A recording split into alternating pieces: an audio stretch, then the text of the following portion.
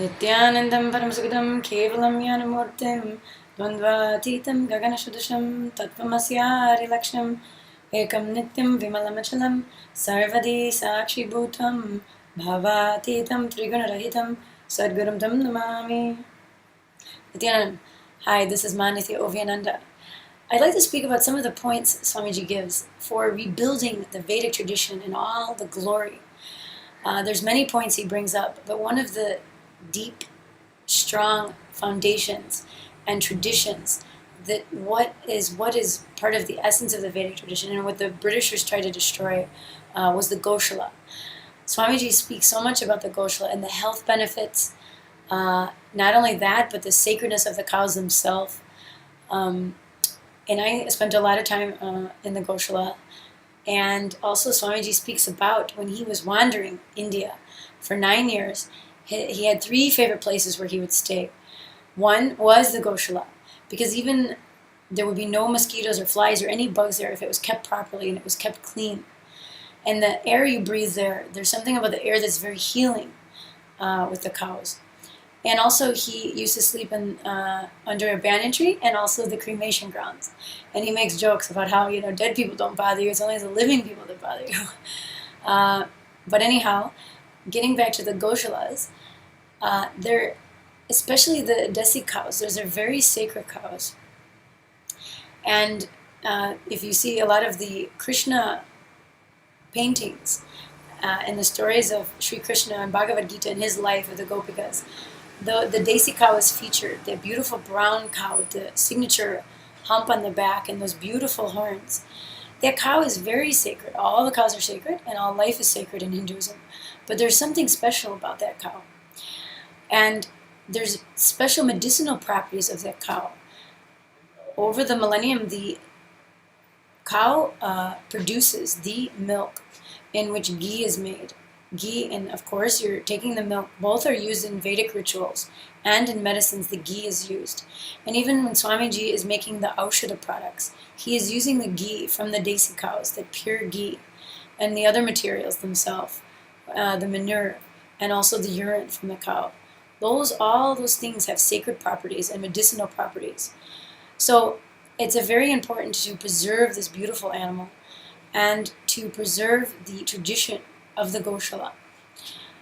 A lot of healing happens when you're connecting with the earth and you're connecting with those animals. I worked in the Goshala for 1 month, so it wasn't necessarily a long time, but it was full on, 24 hours a day there, and sleeping there, taking care of the cows, taking care of their food. And it was the most amazing experience because it's so peaceful. So you're having that satisfaction and that feeling of working, that hard work feeling. So getting that yogic body, that strength built. Then that air is pure, and something about being in the presence of the cows. They're very peaceful animals. And when it's quiet and they're just sitting there eating, you just hear that sound of them eating and their breathing and the different sounds they make and their hooves hitting the floor, and of course the sound of them relieving themselves. But all of it is in a way like such a natural music and such a peace. Like when you touch the animals, they have a special energy and a special beauty about them. Of course, our cows are a little different because they're blessed and energized with Swamiji. But even the cows outside I've seen, we have here. I'm in another adinam in Chennai, and we have some cows. A couple came from the Goshala, and some were donated locally. And you can see the difference between the cows themselves when they're treated with respect and with ahimsa, non-violence. Because I've seen the local cows, and some of them, they're very much, you can tell they're afraid and they've been through some abuse, and they're not having that same space as the cows raised in our Goshala. So if we can bring back the tradition and the reverence as they're owed, we can really cultivate a beautiful atmosphere and environment, and also for people to come and serve in the seva there. Not only will they get healing for themselves, but they'll also keep the beautiful tradition going and have an understanding of the tradition. And I don't advocate non-veg food at all, and I don't even want to go there. But I was just thinking that even if somebody who has been deciding to eat meat if they were to come and spend a little time there and get into that beautiful space and connection with that energy, I think it would do wonders for having a new understanding about life and the importance of preserving it. I know in the US, I'm thinking, because that's where I was raised, we're very desensitized to what we're eating. It's like you go to the store and everything's neatly packaged. You don't have to hear the screams of the animal or see the blood or understand any of it, how it's made. And hardly you even see the butcher doing anything. But you're just seeing neat packages of meat lined up in the freezer or in the refrigeration section and covered in plastic. So here you go. You don't necessarily get into it so much. But I tell you, I did have trouble with it when I was younger. But unfortunately, we're trained to desensitize ourselves to that. I remember that there were times when my Russian mother was at work, and of course my Russian father was at work, and she would call me and say, "Can you start dinner for me?" And there'd always be some kind of meat she was thawing, and she'd tell me how to clean it up and start frying it and getting it going, in the pot. And I so many times was so grossed out, I could barely handle it. And I'd even called her nauseous and crying a couple times, I don't want to do this. It was really kind of traumatic. I don't want to really go into much more detail, but, it had an effect. But then it was kind of no, you have to do it kind of thing. And, I was trying to be listening to that, and too bad, maybe I didn't rebel against that. But, only now we can choose our battles once we become more conscious of what we're doing.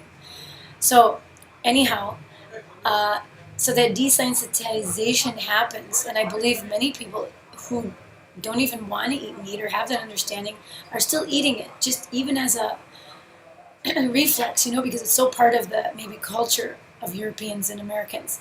I'm not saying everybody, many people are now moving away from that. But in order to get that understanding and connection, I think it would be great for people and for kids who are beginning to wake up a little bit and have an open mind to come and spend time in that environment. I think it would do a lot and get that connection with an animal. Because, frankly, we're connected to our pets, right? We're connected to the dogs and cats and birds and all the things that we have as pets in our home.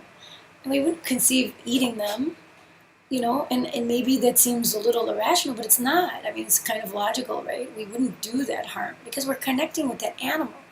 In the same way, any cow, chicken, all of them have that life. And we can connect to them also, especially cows. I look at them sometimes and they look at me with these gentle eyes, and it's like they want to see what we're doing, and they love music. When we play music, or especially the chanting, we play during the Abhishekam here to the deities, and they really love that, and they connect with us in that way. And especially in the morning, I enjoy giving them the puja flowers. They love those. After we offer all the flowers in our puja, we collect them and we give some to the cows as a delicacy for them, for their morning hors d'oeuvre, before they have their breakfast. So they're very much responsive, and they enjoy the interaction with people. And I just think it would be very beautiful to have that revival happen. And Swamiji says, if the Goshala comes back to life, then the Indian agriculture will come back to life. Because now there's a lot of issues where so many chemicals and pesticides are being used. And here, it's maybe not, in India, here it's maybe not as widely known to eat organic, and telling the difference between why you should eat organic and why it's bad to use the pesticides. There needs to be more of an outreach, to educate people and make them understand. Only now, in the West, those things are happening, and there's some choice you can make. But I don't think it's as widely known in the East. And I remember when I was in Sri Lanka, I went to Sri Lanka periodically. I'd go there, and I went into the mountains where they grow the tea plantations, and I wanted to go to the Hanuman temple. And I remember seeing these big trucks, and they're just spraying the hell out of all the vegetables and everything. And I'm like, oh God, they don't know what organic is there. When I was at the store, I couldn't find anything that was saying it was organic. And it's kind of sad because, that culture, that Sri Lankan culture, they're actually based in Hinduism. Many are Buddhist now, but also even the Buddhism tradition, that ahimsa, that peace-based tradition is there. So we just need to bring more awareness and stop being in such a rush to do things That's one thing.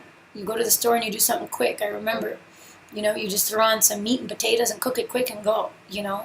It takes a lot more time and care and love to make vegetarian food.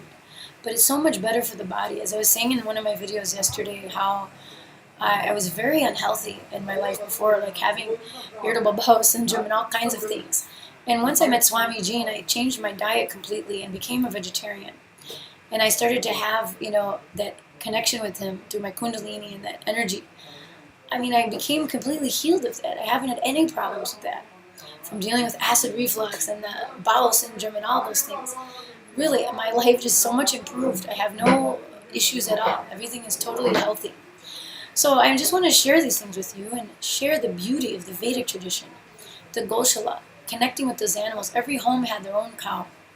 They would make their own ghee. Ghee is clarified butter and it's delicious. I almost can't handle, I love to put it in everything. And when I make sambar, which is the sort of staple food here in southern India, I have to put a little bit. It just gives a beautiful flavor to it.